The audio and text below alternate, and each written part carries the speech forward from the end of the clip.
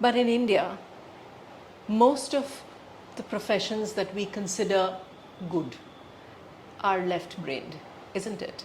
This whole fixation with STEM. How do you tackle that?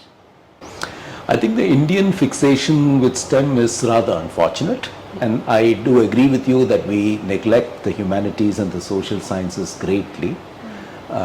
That's unfortunate as well. But let me tell you something else which is really interesting.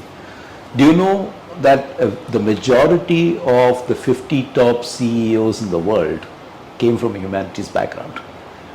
I think parents all over India need to hear that. So that's a recent statistic. So which means that it's not bad to pursue a humanities background and graft onto that other skills. That's one. There's another thing here, which is women make exceptional bosses and CEOs. And one of the reasons they do that probably is because they have this very strong concept of empathy. Empathy is a very right brain thing.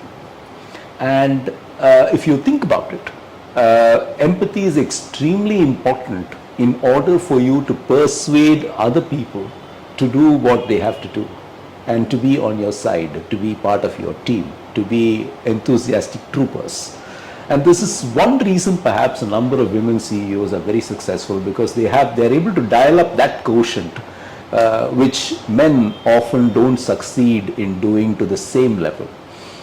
And I think both these are observations that come across a lot of management studies.